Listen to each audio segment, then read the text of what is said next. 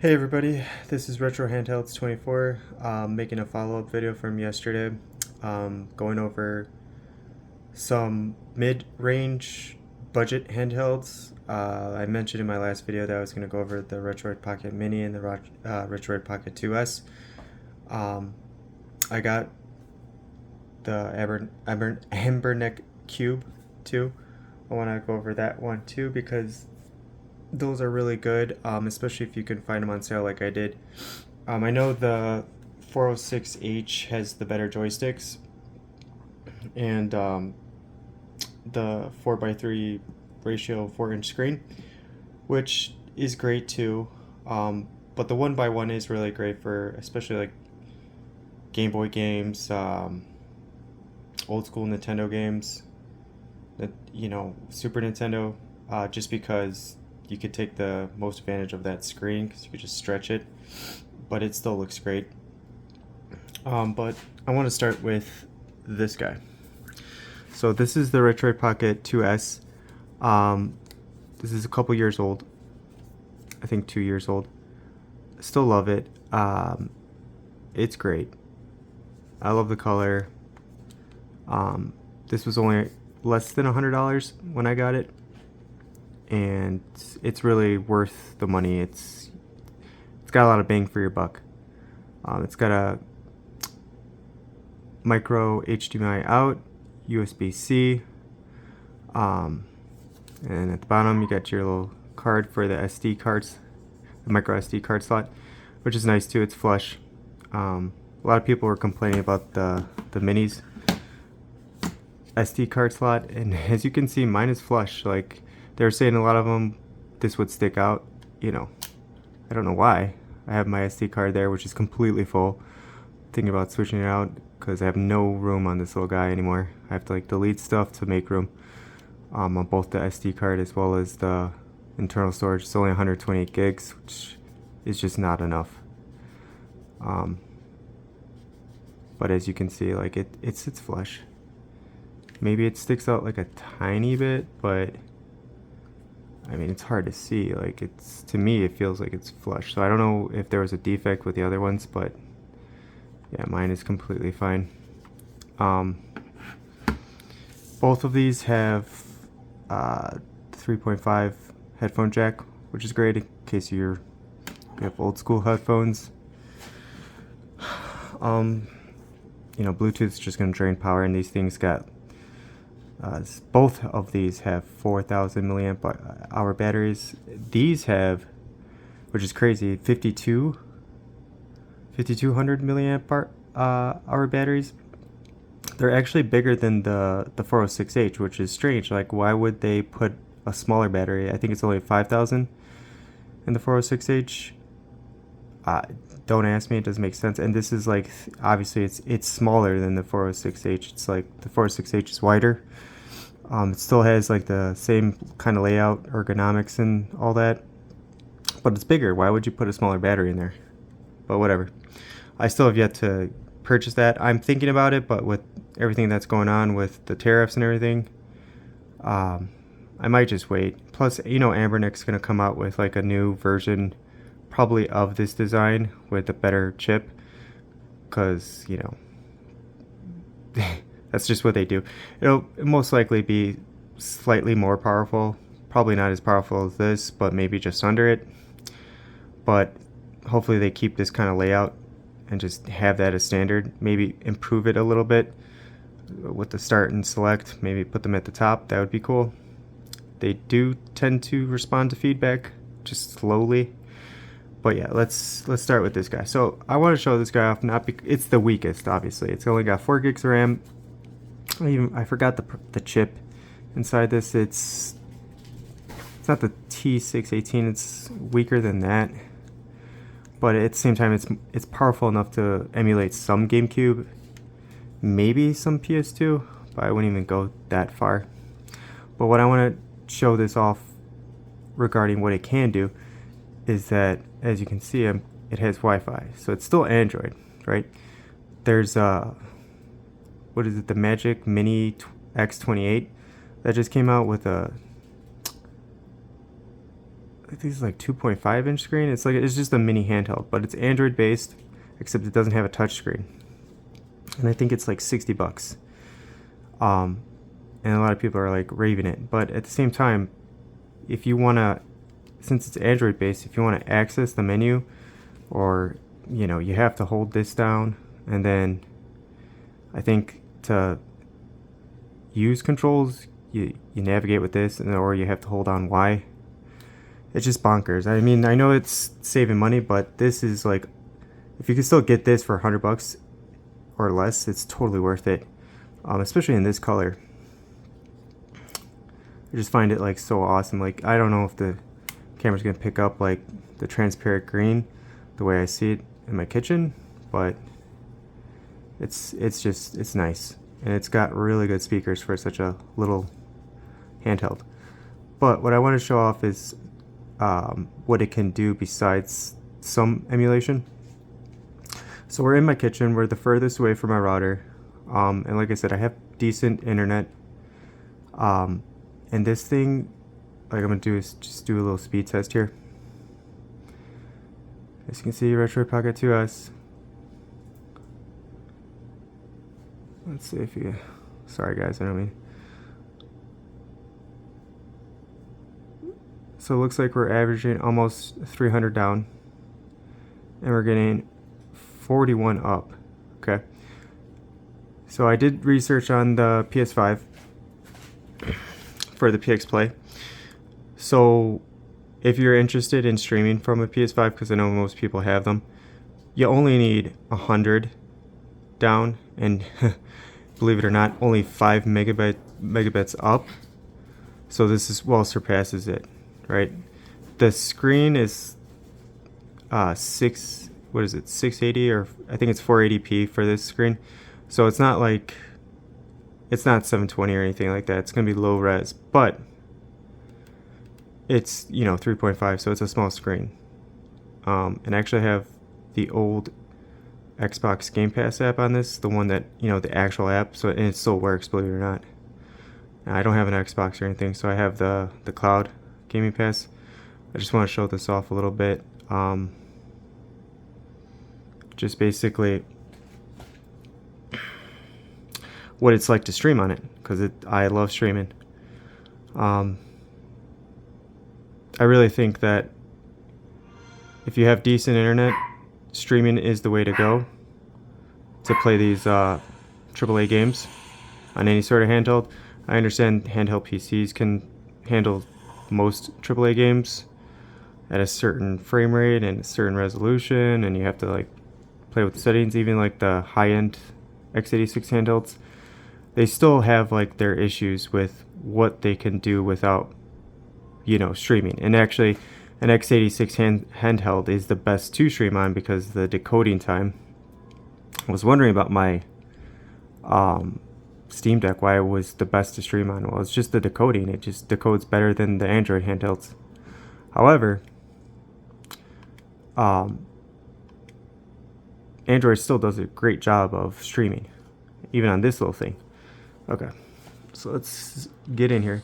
So I don't have the other app. There's an XPlay app for Game Pass, and you can tweak the screen. I could probably fill it up. This is 16:9 on a 3.5, so it's small. But okay, so as you can see, the joysticks are down here. It has analog triggers and nice shoulder buttons, right? And since it's so square and long, it fits in the palm of your hand right here pretty well. So playing like this is not uncomfortable. My fingers rest at the back, my middle fingers, and then my bottom fingers right here. It's comfortable, right? I'm gonna play a little bit of Gears of War, and then I'm gonna show it off on the Retroid Pocket Mini, just to basically show the difference.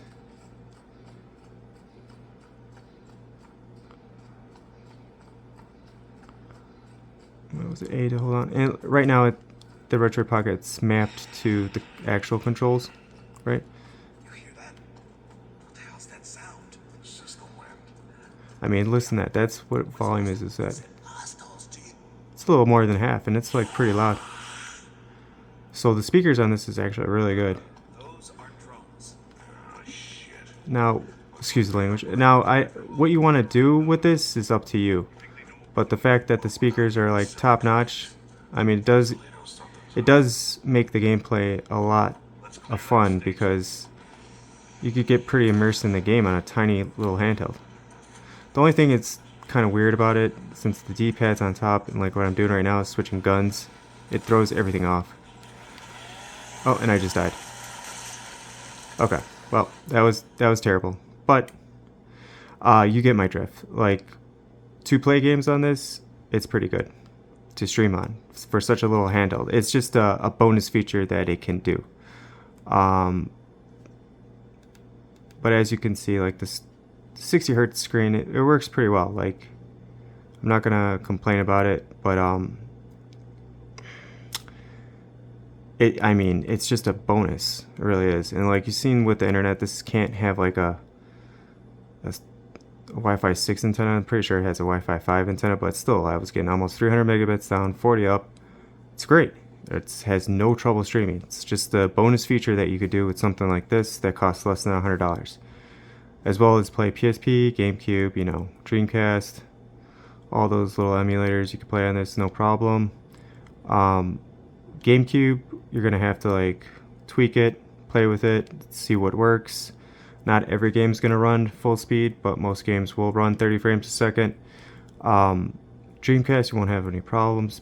PlayStation, portable, I mean, it works. It's not hard to emulate this app, or I should say the system. It's just, it's a little screen. It's 3.5 inch, and it's gonna squish it down to 16 by 9. You can stretch it to full screen, but then it kind of looks stretched out, but it's not terrible. You know, it still works. And then of course PlayStation 1 works just fine. You can even do some what is it, Citra. That's how long I haven't played with this. I mean, I have Lime 3DS at this point, and I've been using that for over a year. It's a lot better than Citra. Citra's still good though, I'm not gonna lie. But yeah, I got the Play Store. I mean, it's just it's a really good handheld for this price. That's my puppies. They're playing with each other right now.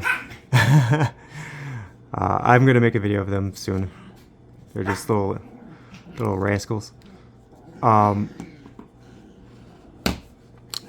Now, before I get into this, I want to show off this one. Alright, hopefully this is on still. Okay, it is. So this is the cube, and it's the same as the white one, just different color. Actually, it is a little different, and I'll go into the details about that too. But this just feels awesome. This is like a full-blown controller, and that's what it feels like with these grips. It just, since it's like so square, hence the cube, it looks bigger than it is, I would say, but at the same time, kind of like this, since it's so wide, it fits in your palm perfectly. Like, I even have more space to put more fingers on the back, and then on top of that, you got little grips. It just fits in your palm like this. Like, fingers fit great. The joysticks, yeah, they're Nintendo Switch style, but still Hall effect, still good. And it's got actual triggers, and then clicky shoulder buttons. I like these. A lot of people don't, but I like the click. The buttons are quiet. They're not loud.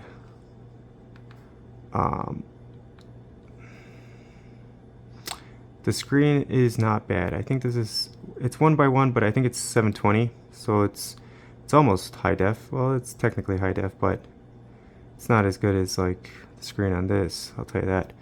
It's not OLED, but it gets pretty dang bright.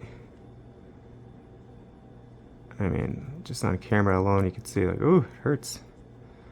But this can emulate a little better than the 2S. I wouldn't say a lot better, but it does emulate stuff better. You could definitely push Citra. In most 3DS games, you can get 2x, which makes the games look do I not have this set up? Or is it under Citra? I wonder. Yeah, it's under Citra. I had Lime 3DS. I haven't played with this in a while. Excuse me.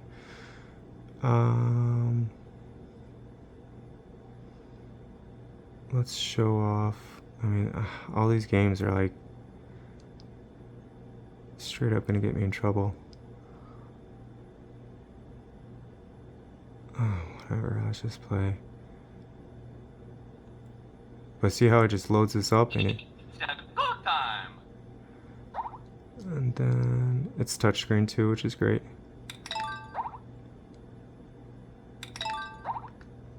And then I want to see something real quick though. Settings. I haven't played with this in a while. Let me see what I have here. Okay, so it's at 2x. Alright, so I don't have to do anything. Looks like I set this up already. It's got the RGB Joy-Con thingies. Those are just on. I usually have them off, but I just wanted to show off that it can in case you were interested.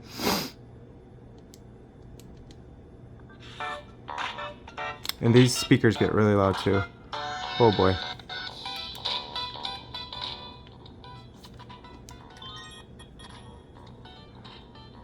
Now I want to see something too, because there is an additional step you want to do when you play 3DS on here, because it... See the start buttons down here, it's kind of annoying. But I mean, 2x isn't bad. It makes the game look pretty good. I usually play 3DS on 3x or higher on the other systems, but I mean, this is... oh my god, I totally forgot the chip in this one. It's been so long. But it was a popular one for the year 2024 for Ambernick. They made a bunch of devices with it. I mean, look at that. That looks pretty good.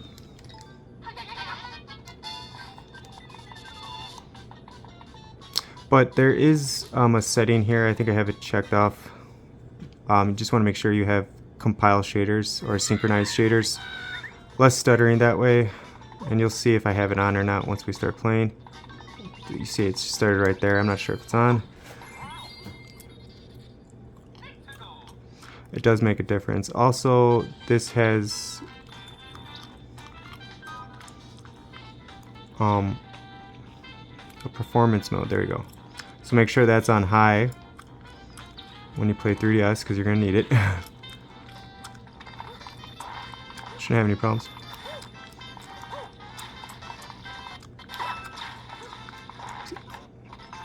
And there's still stuttering going on. So let's see. Alright, let's go to settings. Let's see if it's on.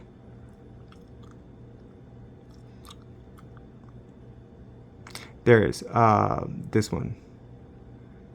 Make sure that's clicked on. Now theoretically, it should have less stuttering. So it's compiling the shaders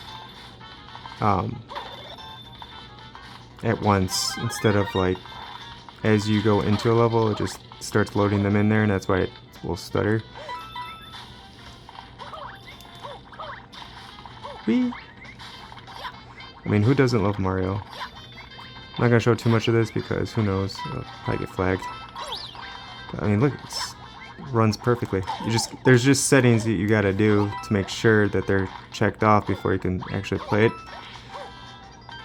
But the 1x1 screen, since it's such a long screen, and it automatically comes with this setup, which is nice. It's like playing on an actual 3DS, minus the 3D effect, obviously. But again, I'm not really paying attention to what I'm doing right now because there's a lot of stuff I just missed. I wouldn't have gotten this far without my the one ability, the raccoon ability, or the Tuki, whatever it's called. Because come on, let's be honest, you can't just be Mario. There we go.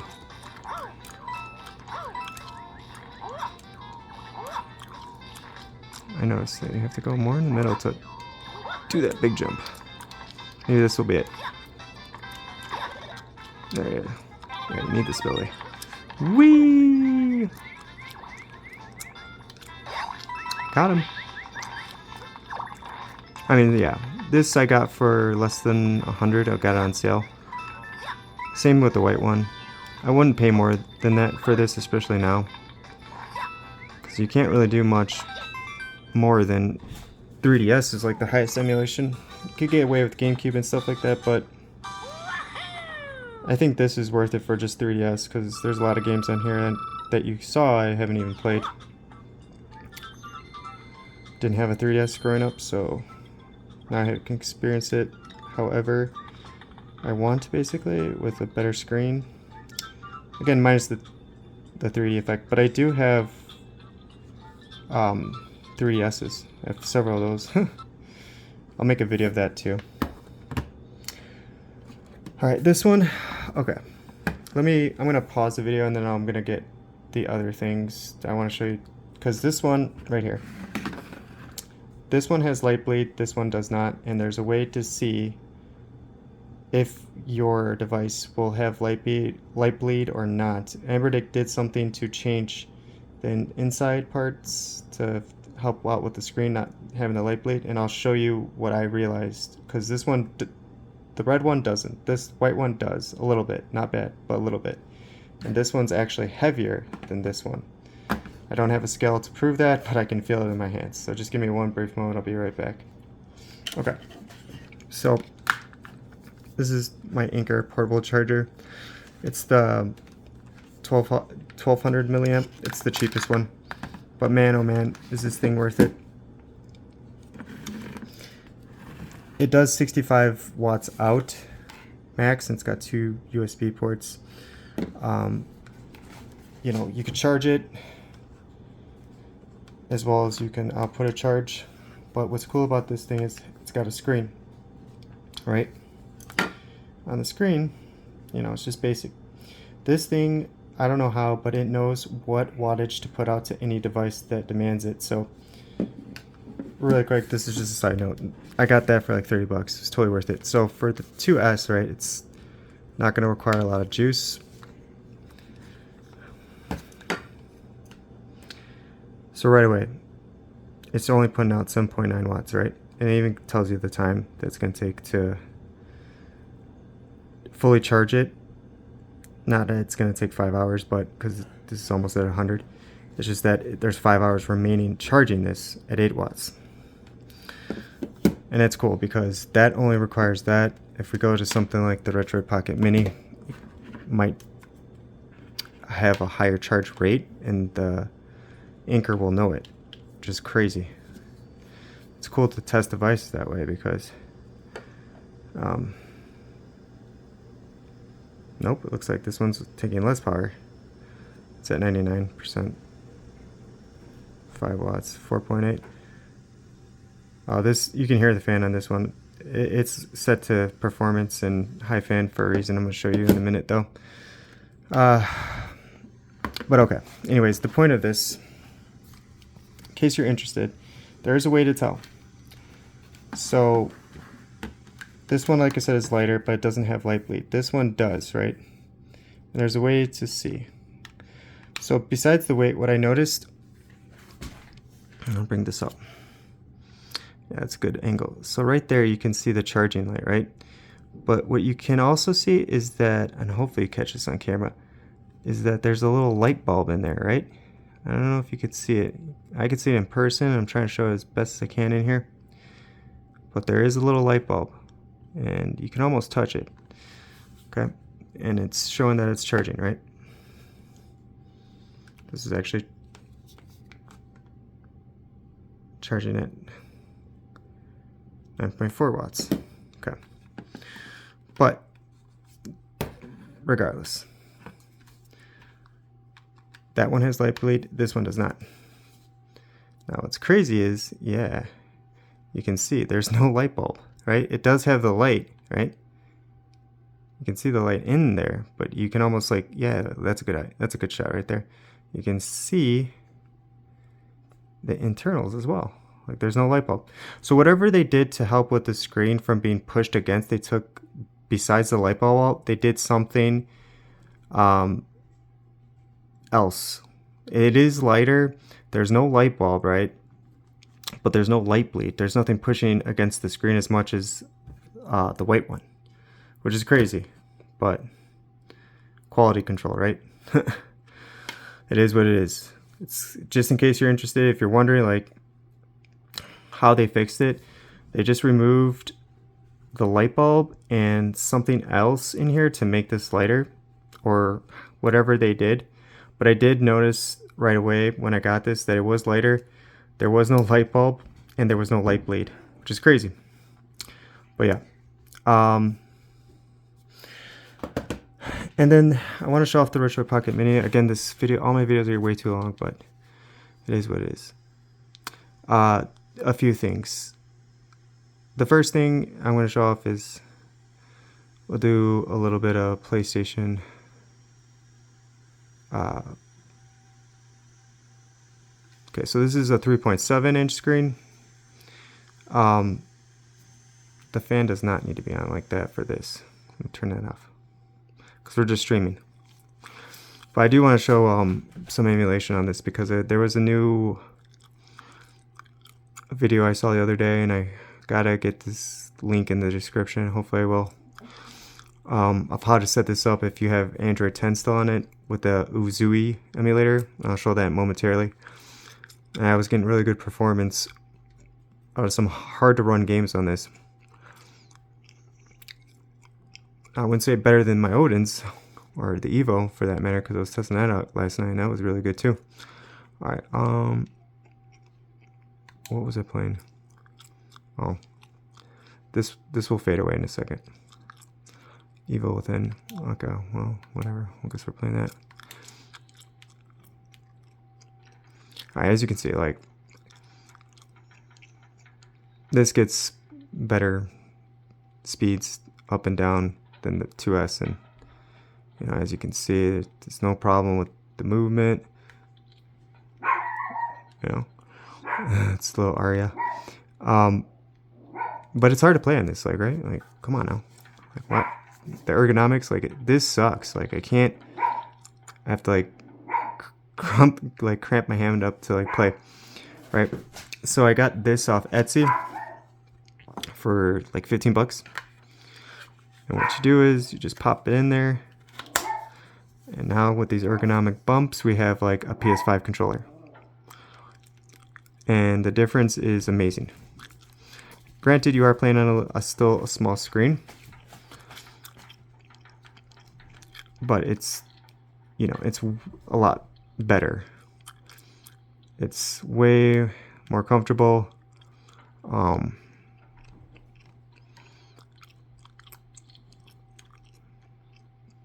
The triggers, like, you don't have to struggle to hold this down because of this. You can just press down and then, yeah.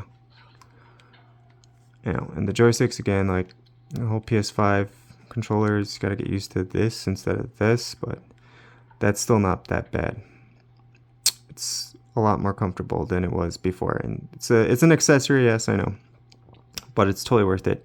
I'm sure people with the Retro Pocket 5 have this similar problem. If they're streaming or playing any kind of shooter game, they want something like this. I'm sure they make it for that too. I just thought I would show this off too because it is a game changer. Yeah, but anyways, there we go. Okay, so anyways, and what's cool too is that, like I said, this is all felt, so it kind of protects your device from being scratched and all that, which is nice. It's got a little opening for the fan. Okay. Hopefully this works. You know, I don't want to show this off and look like a fool, but I'm going to. So this is the Uzui emulator. Two things. First, it's the Uzui emulator. You gotta find that, so good luck. The guy had that showed this off, he had a link in the description, so I was able to download it. But this driver is the driver that works. It's Android 10 24.1. It's a custom one because I was using the 25.1, which I'm using on all my devices mostly. And then there's an additional step. You gotta install firmware, which I already did, but that's the other thing. But let me know if you're interested in this, because you know, these basic games are not going to require much demand for the Retro Pocket Mini, but then we'll move into like harder games. Like we'll do this one. Let me get it closer. Oh, you don't say? You don't say? Oh, she's ready to pounce on the other girl, my other puppy. Alright. So it's hard to see the frames per second, but it's at 60 right now. Hopefully this doesn't crash. Oh, the fan. I'm gonna need that. Yeah, it's gonna get loud. Okay, so everybody has trouble with this fog, right? I'm at 45, 53, it's climbing. This is at 1x, but it looks great. 58, I mean, look how smooth this is running. 6 gigs of RAM, what?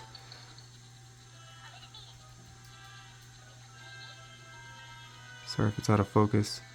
Move it closer.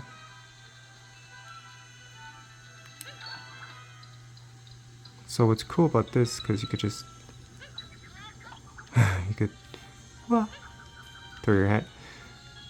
But I was playing this yesterday and it was like, oh my god. Like, look at Mario. It looks pretty crisp. You know what I mean? Like, and this game's running 60 frames pretty much. Sorry it's so out of focus. It is really hard to play like this. Playing through the camera instead of looking at the actual Retro Pocket Mini. Wait. Okay.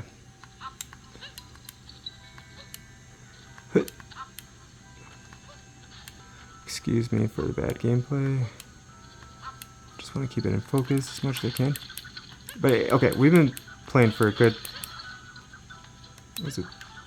I would say 5 minutes, and there's no crashing. I could not get this game to run at all on most devices, period. And now we're at the point where people are coming up with custom drivers to oh, I already did that, that's why. I'm like, why can't I clip my hat onto it? The bridge is already there, duh. This little golden goombas. Yeah. Let's see if we can get that, where I stand right here. Get that hurt?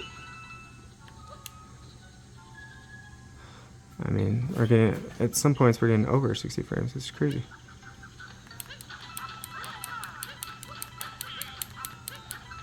Sorry for the out of focus again. It's like, it's really hard to keep it in focus. Such a small screen.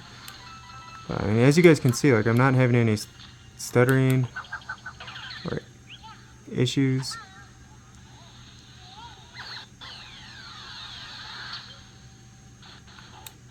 Let's see if we could skip that. Yeah, let's skip that.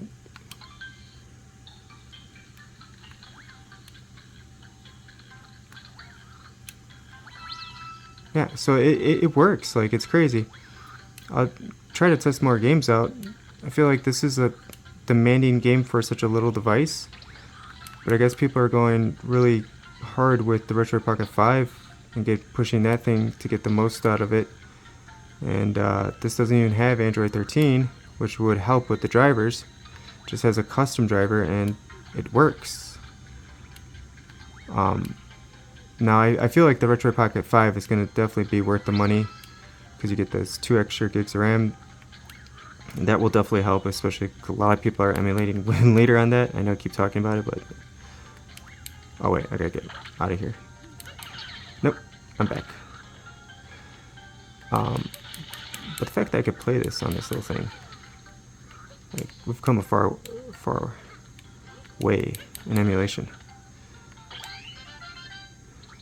Okay, enough of that. What sucks about Android 10 is like this back button does not work with this emulator. You have to swipe the screen, but it works, just not with the emulator. Again, these are terrible games to be showing off, but I want to just show you guys because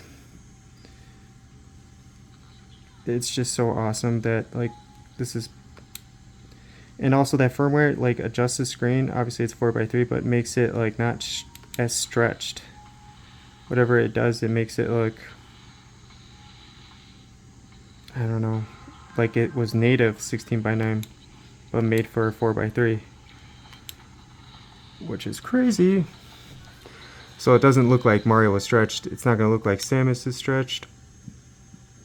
I should have got further in the game and then showed this off, but I don't think I'm going to be able to skip anything. You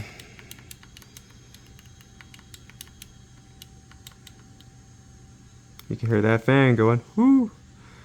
It's not to say that we need the fan on for this, it's just in case. 6 gigs of RAM, we're using about 3, over 3, you know, so it's like, it's at the point where it probably would crash if the Android system, the front end didn't require more. What's cool on the AYN, the Odins, you can do RAM swap. I wish we could do it in, I don't know if you can, I'm pretty sure you can, maybe on Android 13, or if that's just an Odin tool thing, it might be. I wish more devices did that, even if it's like slower RAM speed because it's just taking it from the storage. It still would help out a lot, and you would get more, you know, performance and get more bang out of your, you know, for your buck if you had that option. Like AON just thinks of everything. But like I said, we still come a long way. I mean, this is 60 frames pretty much. It's at 1x, so it's like 720, but I mean the screen is just under 1080p. It's like 9 something. It's a weird 3.7 inch screen, 4:3 ratio, but it looks awesome. Like you can see, I'll try to focus in. You could see Samus's face through her helmet on this remaster. You could see it there too. It's crazy. Alright, so like here we go. Do I need the grip for this? No. Maybe I do. Maybe later I will. It's not terrible, this part with like just crunching my hand basically. I just want to show this off. Ooh, look at those smudges. Terrible. Just clean this thing. And if you guys didn't know, this is an OLED screen too, so it's pretty awesome. And at least I'm able to keep this in focus. I guess Mario is just moving around too much.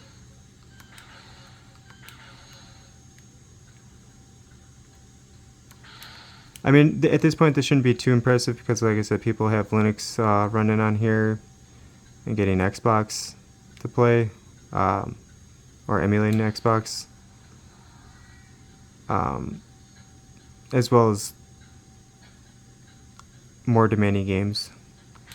But I just thought this was cool because this was an easy fix for Switch emulation, and you know, this game and maybe Mario Odyssey are not the most demanding that they were at one point, but the fact that these are running pretty well on this, you know, and I didn't show it off in the settings, but I don't have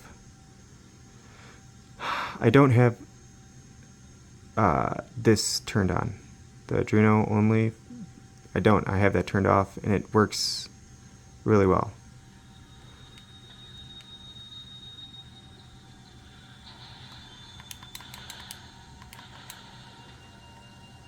You know, if I were to play this game, I'd probably change A to B because this is just, there's not enough space on the controller.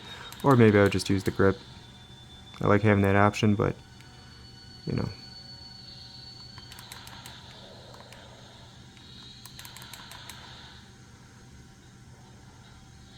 Now, will there be like slowdown later? I don't know. It is just a GameCube game with a different skin basically, but it does look amazing. I'm gonna show a little bit more of this and just go into a ball.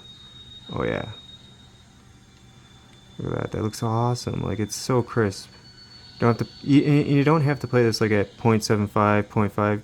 You're playing at native, right?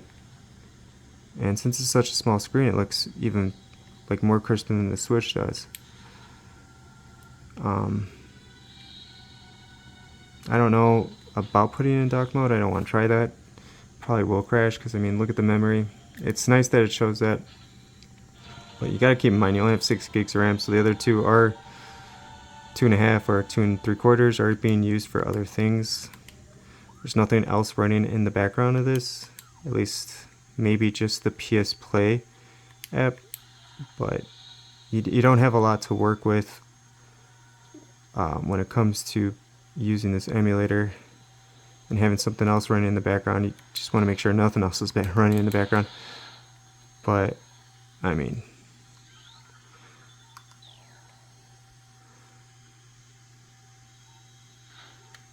so yeah, that's it. I'm gonna stop filming. This has gone way too long again. Just wanted to show this off. Let me know if you guys are interested in this. If you have a Retro Pocket Mini and you want this setup, I'll try to put it in the description. I gotta look for it again. It was kind of like I came across it on accident, and also it is in Spanish, but that's fine.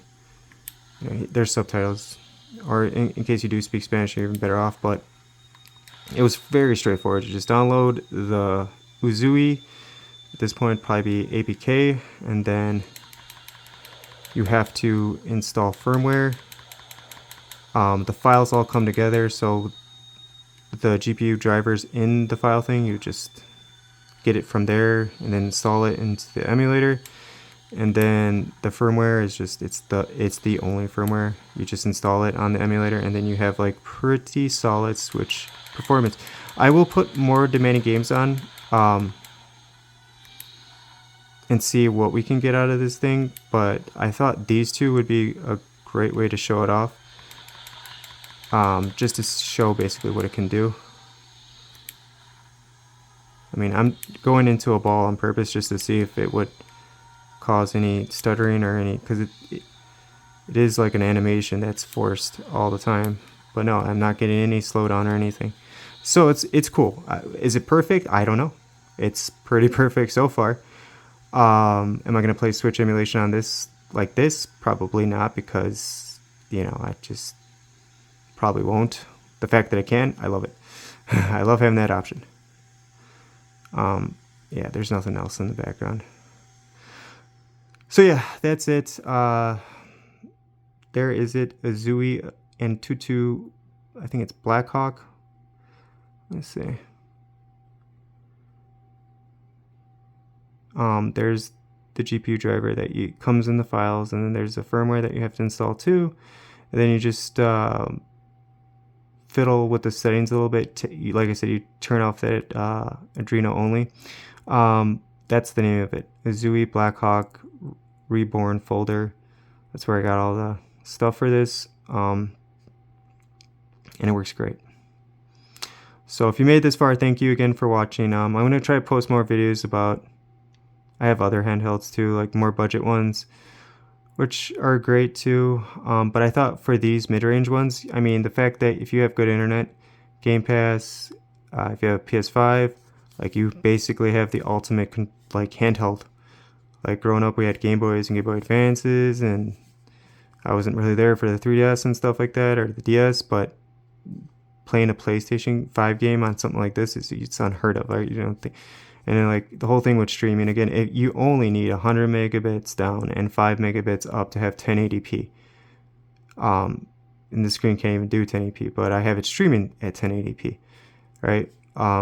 So it's something to definitely keep in mind, and it's something that, if you're interested, it is an easy fix for playing something like a PS5 game on the couch versus playing on your TV. Why you would want to do that, I don't know, but if you do want to do that, or if you want the option to do that, it's pretty cool.